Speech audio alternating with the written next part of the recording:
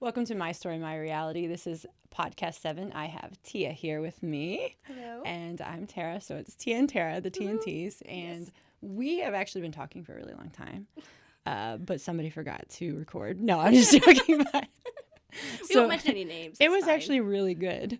It was good. But whatever. So Yeah, it's fine. This is going to be good anyways. Yeah. Okay. So now, we'll just go ahead and start. Okay. The T's. Yes. Let's talk about the T. Okay. So, So I have a sister named Tara. I actually have 7 siblings, so they all start with T's. What are their names? So in order from the oldest to the youngest is Tara, Ty, Tori, Taylor, Tevin, Tia, Toby, Tessa. I love it. What about the parents? Your parents have T names? They are M names, Matt and Mindy. That is so adorable. Mhm. I love it. Shout out to all of your family. Yes, So shout out family. We're gonna start there. So, okay. So you're in the media program. Like, what program is that? What? Yeah. you're So I'm studying? in digital arts. Okay, digital arts, and you're here at Kirkwood. Yes. And what does college mean to you?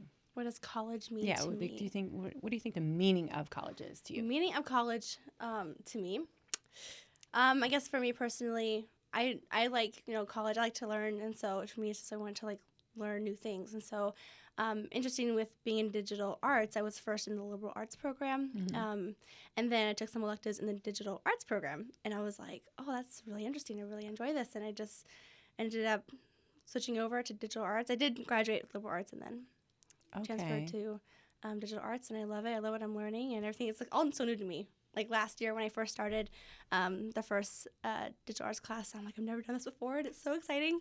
And so I really loved it. I was with Professor Langle, so Yay. it was great. So, yeah. Oh, that's cool. So you just found your fit by trying little pieces of other classes through the electives. That's amazing. Yeah. Amazing. Finding your fit. Okay, cool. Cool. So what about high school? Your transition from high school to college? Did you go straight to college? Did you take a gap year? How did that go? So I was homeschooled my whole life, and Okay. so it's interesting, the different transition from when my only classmates are my siblings, and then going to school, and it's classmates kind of for the first time. My first year at Kirkwood was all online. Okay. Which I kind of wanted to help transition with all the classes, and then being so used to having my own schedule. And then my second year is when I went to in person, and it was interesting. I talk with people was fine. And just interesting, having classmates in the dynamic and working with group projects is very much of a learning experience. But it was good, and learning those people skills and stuff, and yeah. Wow. Okay, so this is the 7th podcast, and 2 of them were administrative, and so let's just take those out. 5. 3 out of the 5 were homeschooled. Wow. Yeah. I think those are actually the 2 that ended up. 3 actually. I watched 3 of them. 2. I watched those 2. Yeah. Yeah, those are really fun. Yeah. Oh my gosh. I thought it was interesting too. I was like, I didn't realize there were homeschoolers on campus. Me either. And one of my friends is a faculty, and she listened to one of the podcasts, and she was like, I never even thought of that. She just didn't even think that there would be kids in her class that would be homeschooled. It was just an eye-opening experience. And so I thought that was amazing. I did a little bit of homeschooling. Oh, really? But my high school class, my freshman class, there was only 4 of us in the entire grade. Oh, wow. But I went to school, but there was only 4 of us. Wow. Isn't So that it was wild? almost, So it was all almost like homeschooled. I mean, Yeah. you have 4 other classmates. So. Yeah. Do you feel it's an advantage though? Because you kind of know yourself really. I don't know. Yeah, Do you feel that way? I would say my parents were really good and really sheltered us and protected us from a lot of things that a lot of the schools have and stuff, and so thankfully we didn't have to deal with a lot of that kind of stuff. Yeah. And I think too when you're with your siblings and family every day, you get really close, and you also butt heads a lot, but then you learn how to work through that, and because we're family, and so as my mom says, it builds character. Shout out mom. Shout out mom. She's awesome.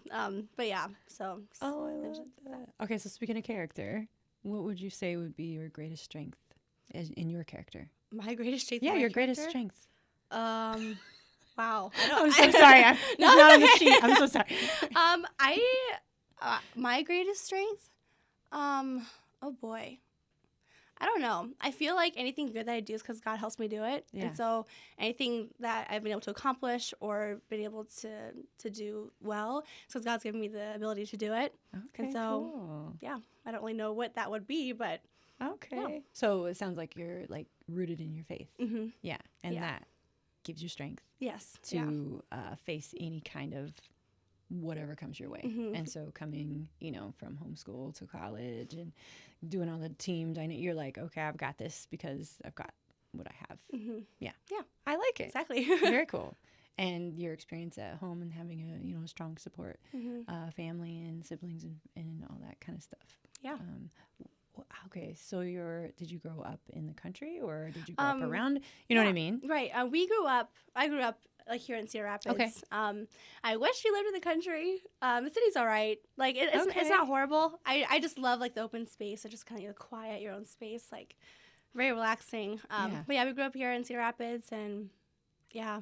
Although we do live on a hill, so we have a really big yard, which we would run around and play in like the little woods area and stuff like that. But somewhat, a little bit of, not quite the country, but. I love that. Okay.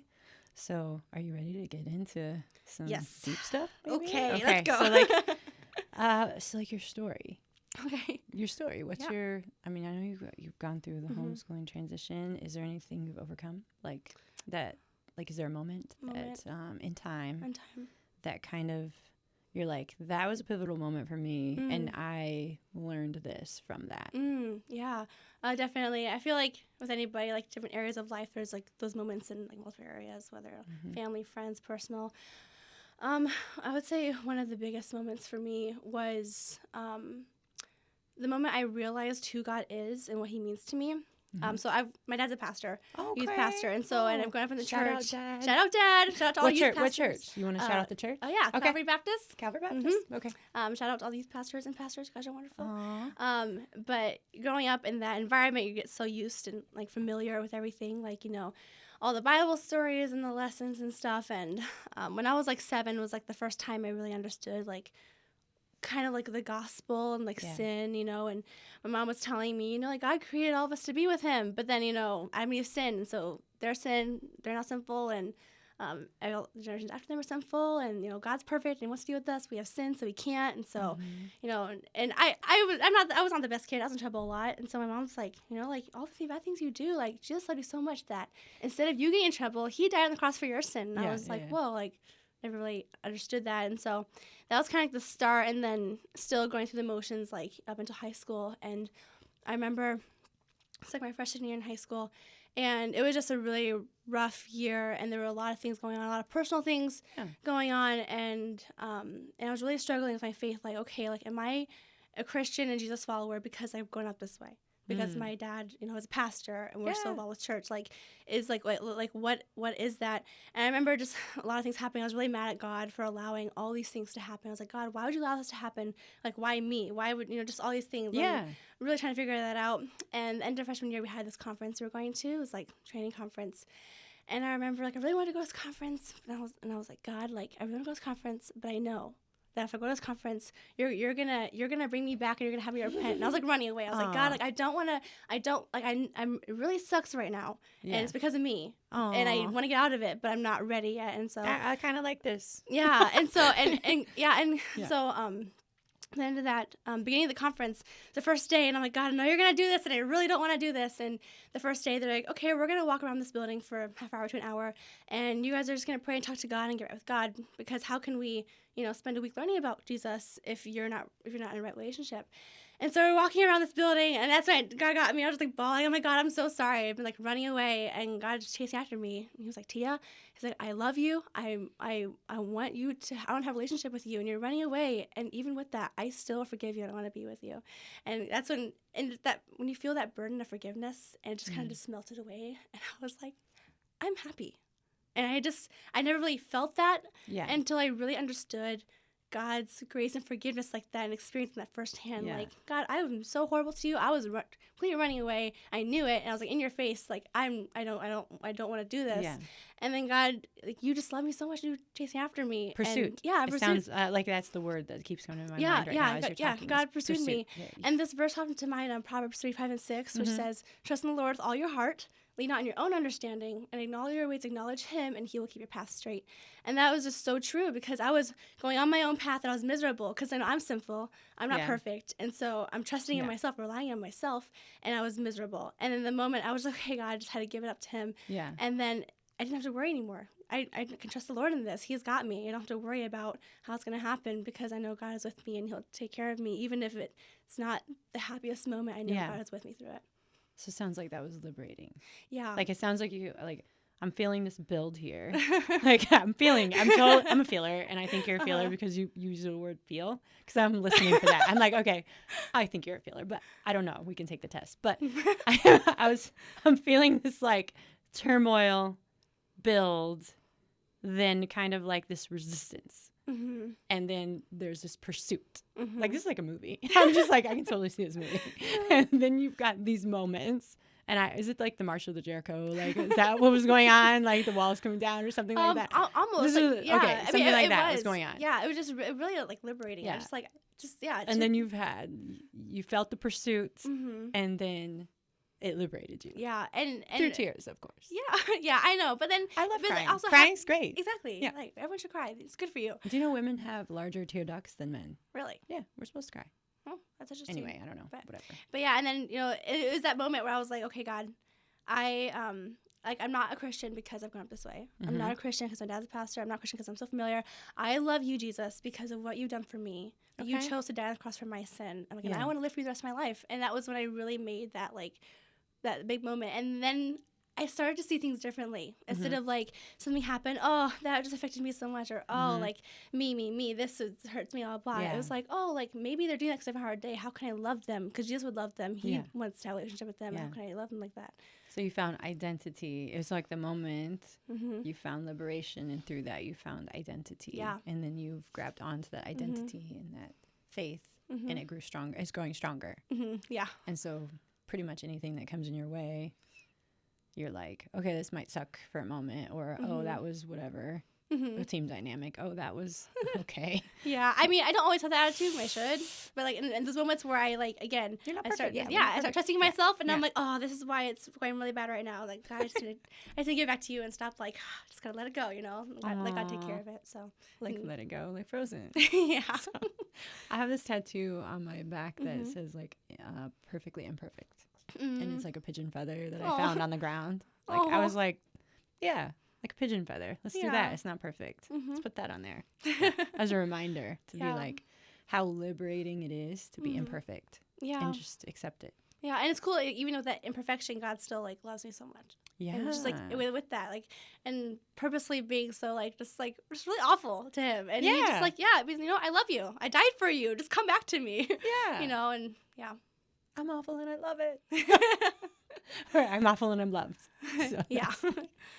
I love that. Okay, so there's your like build identity, all that. And then how do you maneuver that through Kirkwood? Like, you know what I mean? Yeah. So I forget the reference, but there's this Bible verse that says, do everything as if doing unto the Lord. Yeah. And so like when things like whether it's homework or people stuff and I have my way I want to go about it, and then I have to be like, okay, Lord, like maybe you don't want this for me. Maybe you want this for me. And so even with like homework and stuff, when I procrastinate a lot, which is not good.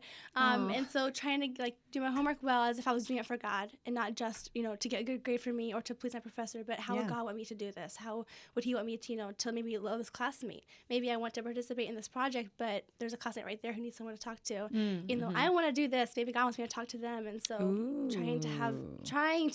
still learning to have that, that mindset of how would Jesus love them instead of what I want to do. It sounds like conflicting values of like right versus right. Like it's right to finish this assignment because I want to be excellent. This is what I'm hearing from you. Like this is what I'm hearing. Yeah. I want to be excellent, and I want to be excellent for Jesus, right? And I have this conflicting like I need to talk to this person because this person is excluded, and I'm an inclusive person or whatever, right? Or I'm loving. And now these two really good values are conflicting against each other, like a good versus good. And that I think is tough. Yeah. That's probably the toughest thing I see is when you have a conflicting value, and it's like, well, should you hear? Yeah, and then to remind myself, like like when I read through the Bible and see how Jesus reacted to people, and like there were times where like one story where he his like cousin who's really close with, he just got executed, and so and he was like really distraught, and then the people came to him because they wanted to hear him preach, and he was so distraught, yet it says that he was walking and they all came to him, and he saw them, had compassion on them, and so he stayed to preach to them and help them, even though he's getting over the grief of losing his really close cousin. Yeah. And so just even like with that mindset, when I'm going through something and I don't feel like I want to be with people or I don't want to do that, I remember Jesus did that, and he's like the example that I should be following. I'm like, if Jesus can do it, I know he's perfect, but he did it, and he calls me to do that and to love people. Yeah. And so like, okay, how can I love them? And so yeah. Oh, I love that. So I don't have any classes with you, but I'll give you some feedback of how I view you. Okay. I have only met you a few times, but every time I've met you, you're very friendly. And I've noticed you were nice to my interns, and you're nice to my class. Like, you don't even have classes with a lot of my classmates, but you're nice to like my classes. Well, and that's then good. Besides, the reason we're here right now is because you saw me in the bathroom, and you were just talking to me in the bathroom. And you're like, hi, you know what I mean? So you come off from the outside, because we always have different perceptions of who we are, of what other people think we are. And then you're like, oh, I don't know what other people think of me or whatever. But I always view you as very friendly and kind. Yeah. Well, anything good that you see through me is because God is helping me and do that. Because honestly, if I didn't have my faith in Jesus Christ, who I would be without him would be actually a really awful person. Like the things that go through my mind and the things that I would rather do. I'm like, wow, Tia, you're a pretty awful person, and it's God just, constantly working with me, refining me and helping me. And I constantly need his help because what I want to do is so selfish and not loving. And so anything good that I'm glad you've had a good experience. And it sounds like you're aware. Like you're aware of those. Some things. You're like, oh, that's a really horrible thought, but you're aware of it.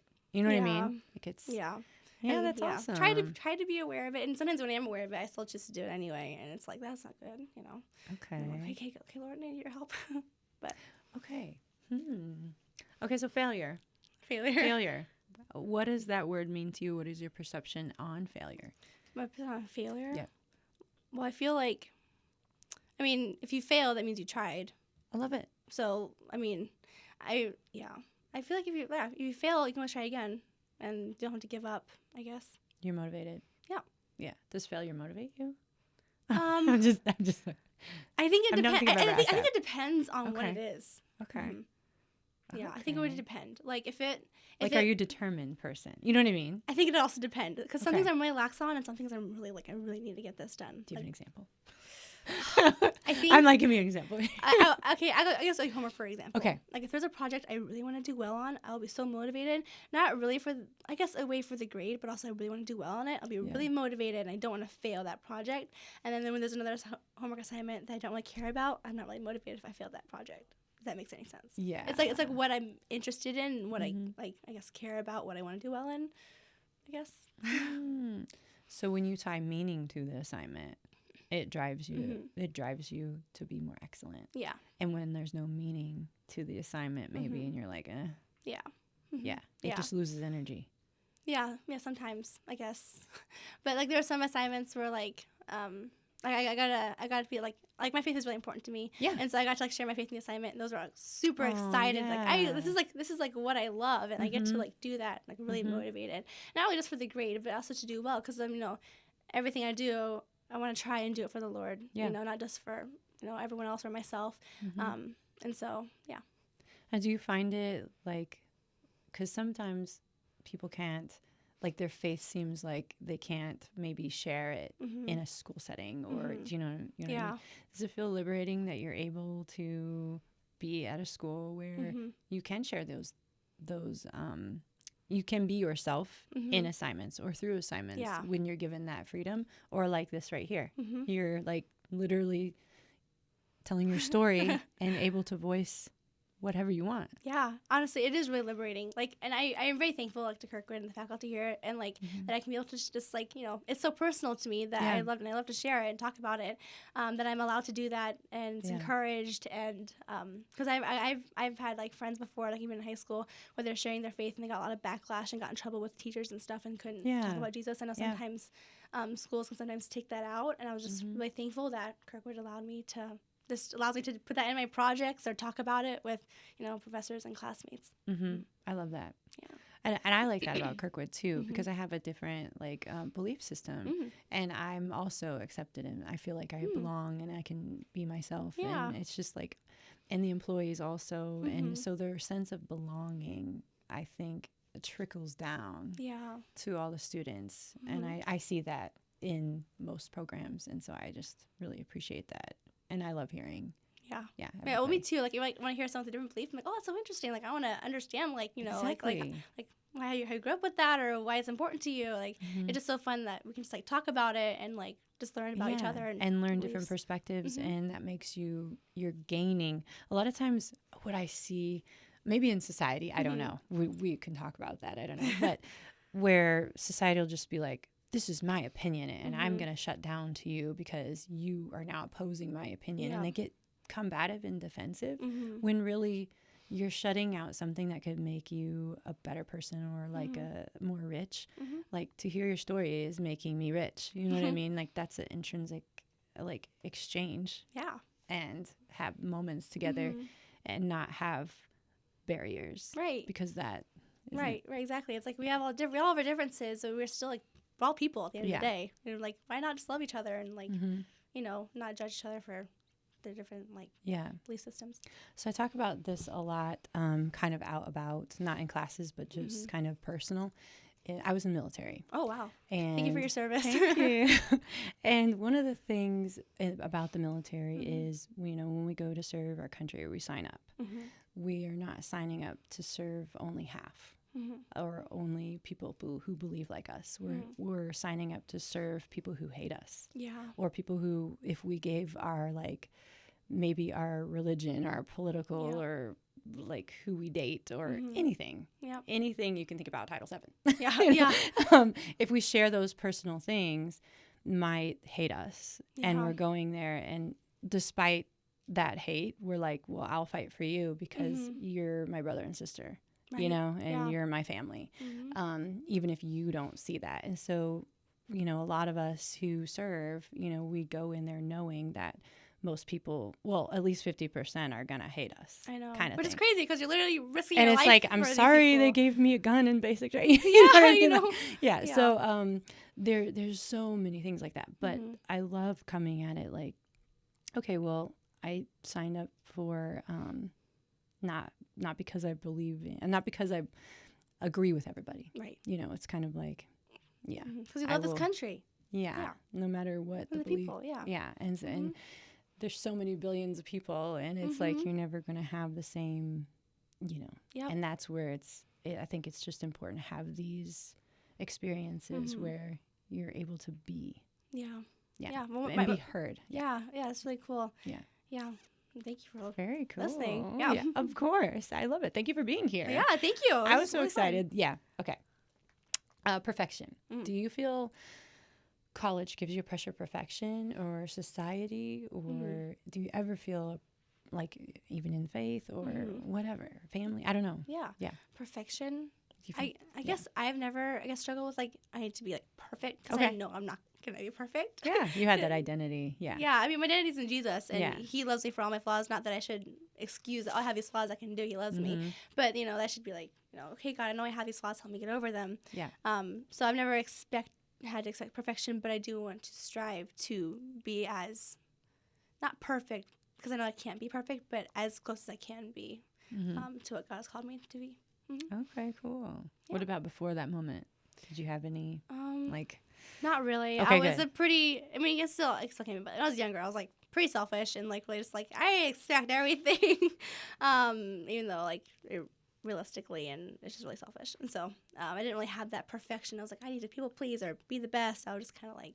Okay, good. Because sometimes like in college, you know, you're graded and that can be, very stressful or put a lot of pressure on, like, oh, like I really tried, and then what, I got an F. You know what I mean? Like, yes. And then that kind of pressure of feeling like, oh, well, or you have 5 classes and it's like, and there's a lot of pressure, getting everything done. Like, I even think so maybe that's different than perfection, maybe stress. I guess you think that's maybe stress instead of maybe. I mean, like, I've had a class like this semester. I did the assignment and got an F on it because they didn't like it, even though I did all the requirements. And so, like, that's what happened this semester. And so sometimes it's just okay, like, it's disappointing, but it's okay, like, God has allowed this to happen, and so I got trusted with it. Like, thankfully my grade isn't too bad. I did everything else, and so did the best I could, and so so just kind of trust God with it. Okay, I have an F on this,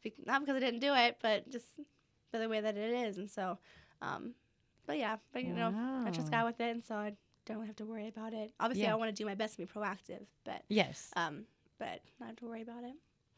Okay. Values.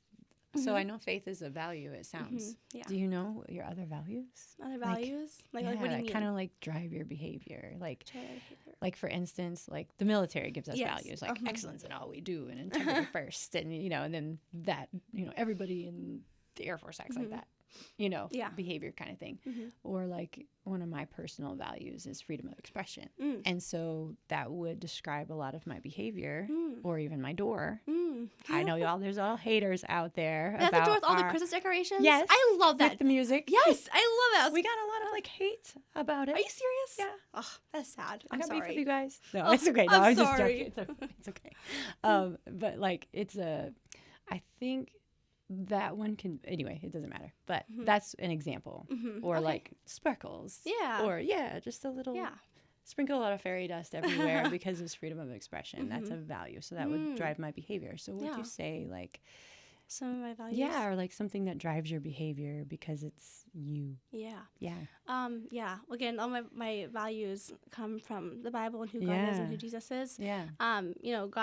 God says, to love others because he loves us. And, if you love God, you'll love people. And so that is something that it's really important to me.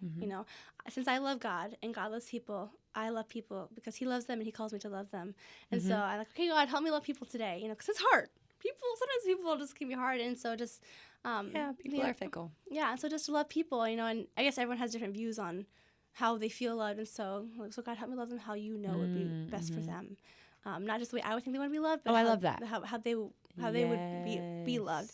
And sometimes love can look in different things. Sometimes it's a happy moment. Sometimes it's a sad moment, like tough love. Like if there's a little kid going to put their finger in an outlet, you're not going to be like, oh, please take your hand back. You're going to take it away because, they're going to die, And that's like the tough love moment where it might not always look like, oh, they're being rough with their child, but they're actually saving the child's life. And sometimes there's those moments too where like love can sometimes look not so great, but it's the heart of wanting the best for them. I feel like the words tough and love are kind of an ironic balance. Tough and love, because sometimes if you're too tough then it's unloving, but then if you're too loving then you might, in a life and death situation you need to be a little tough, and that balance is because sometimes you can be too tough where you're actually not loving them, and so that balance is hard to find. And so I just had to, keep on reading the Bible and seeing Jesus and how he loved people and like trying to find, he had that perfect balance and trying to like, okay, how would Jesus approach this? And, the more I read the Bible and I read different passages and stuff, and it's like, they all share snippets of the heart of God, and you kind of put the puzzle together and you kind of see like, okay, like, because I know God's heart is this in the situation, he might want me to do this maybe, Very cool. Yeah. And so your family, you named off, Tara's the oldest, yes. Right? Okay. And then you were kind of in the middle, toward the end. I'm toward the end, yeah. Toward the end. And so how many sisters and brothers were there? I have 3 sisters and 4 brothers. So there's 4 and 4. Okay, so it's, okay. Yeah. And it's almost every other, almost.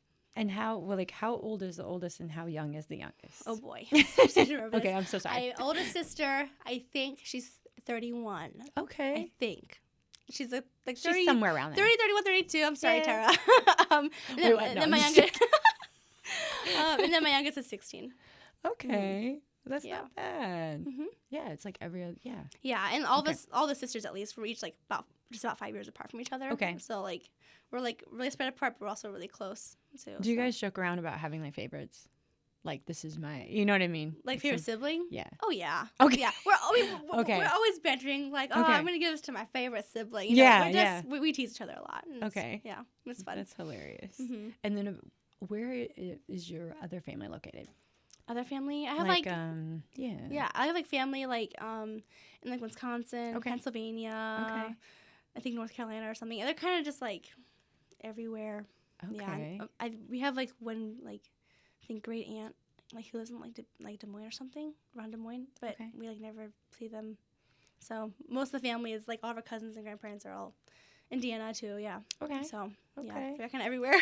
Is there like a spot where, you know, for holidays and stuff that everybody goes to, or do you guys have reunions? Yeah, I mean, like they all live so far away, and so like, and our family's so big, and like with my dad being a pastor, like I don't know if anyone knows, but, like pastors have like to them to get away 24/7. Yeah, it's just 24/7. They don't they don't have a 9-to-5 job. They work 24/7. The church is your family too. Yeah, the church is our family too. Yeah, and so so being able to get away is like even when we're away, he's getting phone calls. He has to have a Zoom meeting or something. Yeah. Like that vacation is just unfortunately dependable on what the church needs are.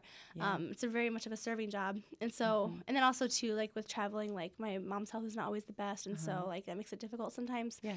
For traveling, and so normally for holidays, all my siblings will come over. There's like 12 of just my immediate family because we have some in-laws, and so we all get together, and we all live in town too, so it's pretty fun. Oh, I love that. And are you pretty heavily involved in the church too? Like, are you? Do you hold like, you know what I mean? Like, is there I know there's different like treasurer, you know, the different like the person who prays, you know, all those titles. So like at my church, I serve with like the little kids and stuff, and like a couple years I did Awana, which is the Wednesday night program. I love that, and then school kind of conflicted with that this year, and so I was helping out on Sunday nights with the kids' performance. So very cool. And is Awana, is that all throughout the year? Because I know they have big summer camps. Yeah, so our church is like the school year. Okay. Yeah, we don't only have a summer program for them. Okay. Some years that we do in case there's a volunteer that steps up to plan conferences and stuff like that they can go to. It depends on the year if anyone's like stepped up to lead something, but not normally. Okay. Yeah. Okay. Very cool. What are some of your hobbies? Some of my hobbies. Yeah. What makes your soul happy? Well, I love singing and worshiping God. Okay. And, like, praise music. Do you do like the worship services and stuff? Not at our church. In high school, I was one of the vocals for our youth group. I would sing. I love to sing. I love hanging out with family. I love eating food. Eating food technically is a hobby.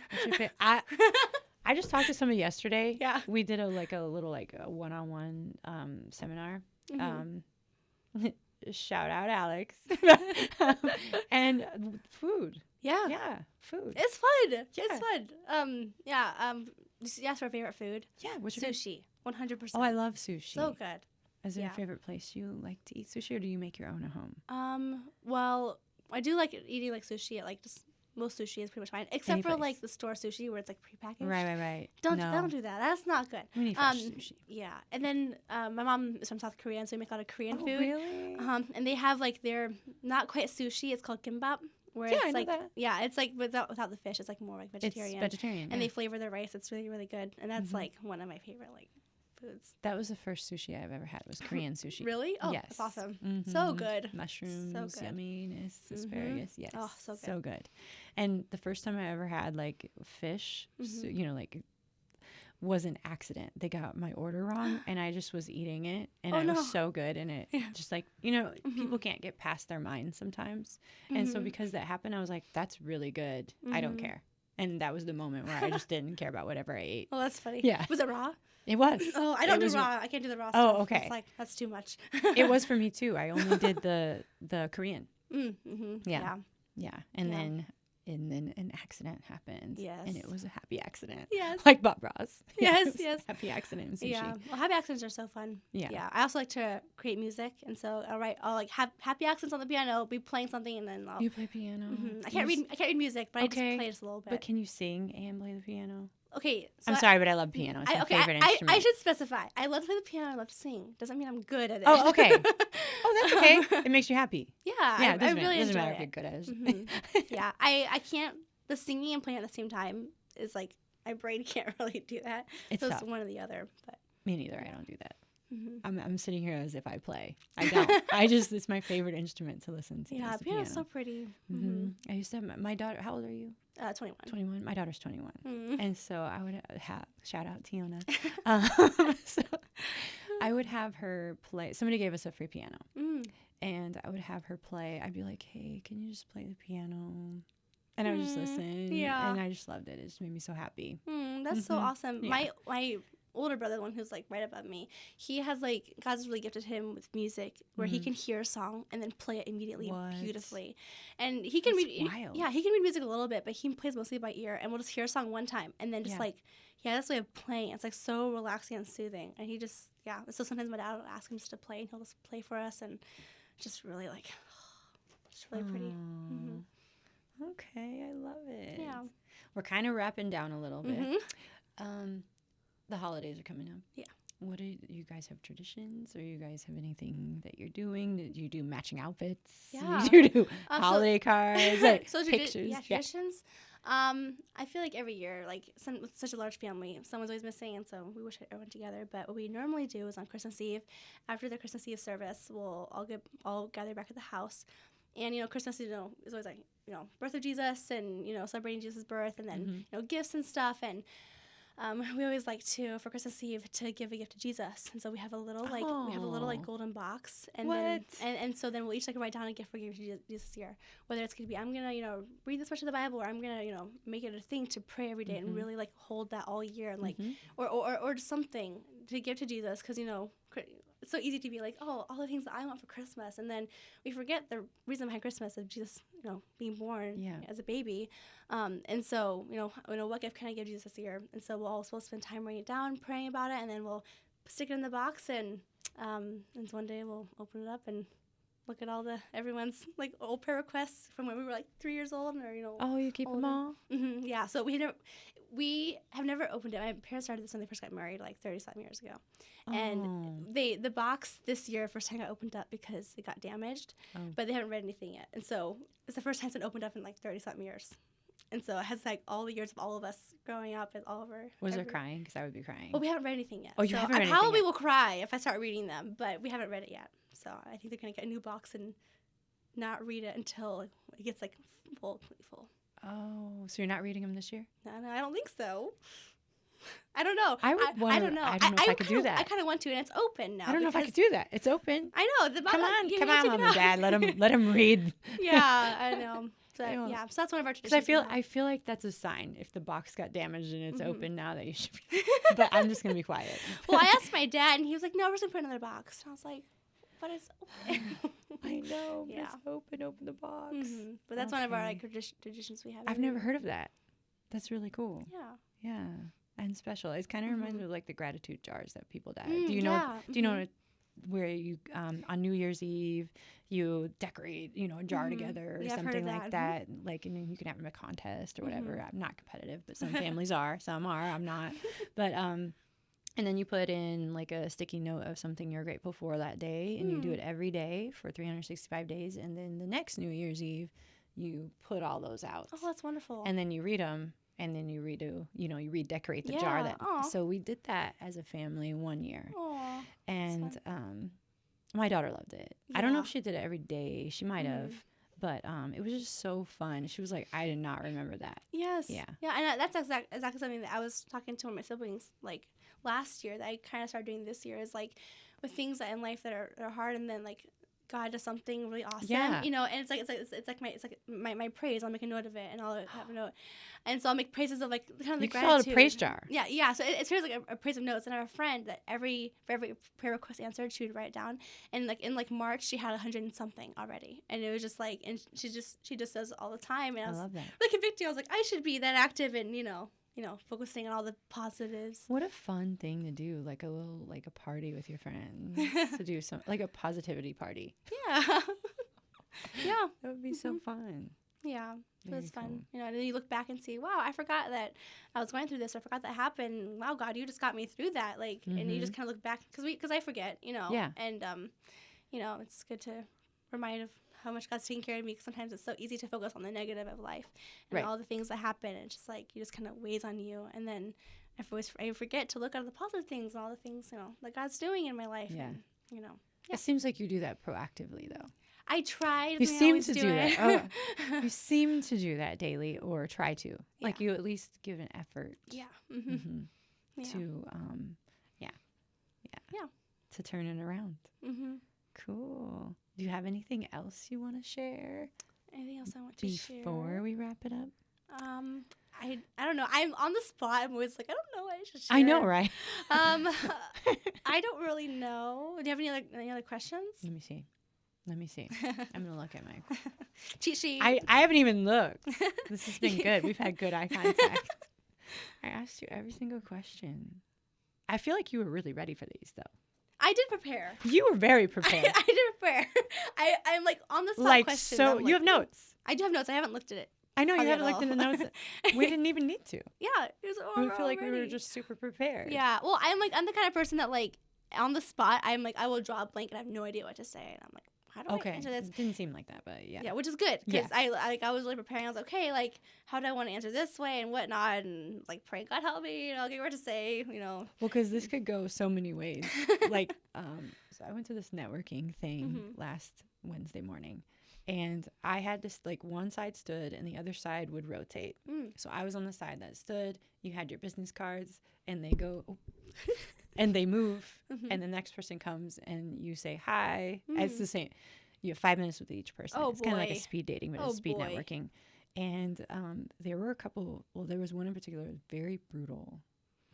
Like, we didn't have anything to say to each other. Like, the dynamic was just like really, there was no really connection. Like, because it's a network, so you find out about each other's business. But it was really like, okay, I really don't care about. It was kind of that vibe, like, I really don't care about your business, and I really don't want to ask you any questions. And so we were stood there silent, and this was within the first 30 seconds. And I'm like, I have 4.5 more brutal minutes with this person that's completely shut down. And I was just, it was not natural. No, yeah, so I was so like, uncomfortable. But I didn't feel that today. So. Well, that's good. I didn't either. You're great. Oh my gosh, because that could happen on a podcast. I know. Where it's like not flowing. Yeah. There's the dynamics kind of weird. Or... Yeah, and I've done other podcasts too, and sometimes I'm always afraid like either like yeah, it's gonna be an awkward moment, and I don't know what the next question to ask is, and I'm like, I don't know, I'm really nervous. Like, how do you keep it going and flowing like naturally? It is tough. Yeah, like, you do a really good job. Just having a conversation can be really tough. Yes, sometimes, yeah. But thank you. I think even just off of a microphone. Sometimes it's like, I really don't know what to say right now. I'm at this table and I really feel awkward, and then start overthinking, or I'm getting anxious right now, or oh my gosh, I'm sweating. And like I when I'm teaching sometimes, because I'll sweat, and I'm like, I know when I raise my hand there's like a oh no, but I'm like, I'm just gonna do it anyway. I don't care, you know. Or like you're in the spotlight and you know it's like right there. Oh boy, like, it's fine. It's fine. Everything's fine. Yeah, well, kudos to you for doing that. I like, that's the thing too. Like, I can imagine, like, I think teaching would be so fun, but I feel like I've just been in the same spot. Like, what do I say next? And I'm sweating, and like, yeah. Like, I'm half introvert, and so they like, it wouldn't be my first thing to be like, hey, I want to go in front of everybody, but I have freedom of expression, so I can wing it. Yeah. There you go. That's a skill. It is a skill. Yeah, having to wing it like that. Winging is a skill. Yeah. Yeah. Yeah. But we came prepared. So thank you so much. Thank you. We saw each other in the bathroom. That's where that's where it all started. That's where it all started. Where all the great conversations start, you know. But I feel like women's bathrooms are that way. They are. Like, we compliment each other. Okay, just so you all know out there, in a women's bathroom, there's usually like couches and things. And there's usually flowers and things like that, and things you can spray, and you know, fun stuff like that. And usually there's laughter. Yes. And people talking to each other in the stalls, and compliment each other. Like, oh my Tasha, you look so pretty today. How are you? So, Revealing all the secrets. Yes. Yes. so that is what happened. So we're funny. here, and I thank you so much. And it's been of lovely course. talking to you. Yes, you But too. I also wanted just to say that I love that you planned and that we didn't even need it. Yeah. Yeah, we were good. I also love that you have like an airy, like just fun, sweet, kind, compassionate way about you, and just not having class with you, and just knowing again that I see you as very kind and compassionate. Appreciate so, that. Again, yes. it's all because of you. That's not me. Yeah. Yeah, but I appreciate Well, that. through Thank you. Yeah, Yes. thank you. I appreciate Yes. that. And So, you too. You're just very sweet and appreciate what thank you're you. doing. And Thank thank you for having me today. Of course. You Really feel fun. wonderful. You feel good. How do you feel after talking? Feel good. How do Okay. you feel? I feel good. I Good. feel like it went well. Yeah, I think so too. I think Yeah. so. Yeah. Well, thank you so much. Yeah, And thank you you. for joining.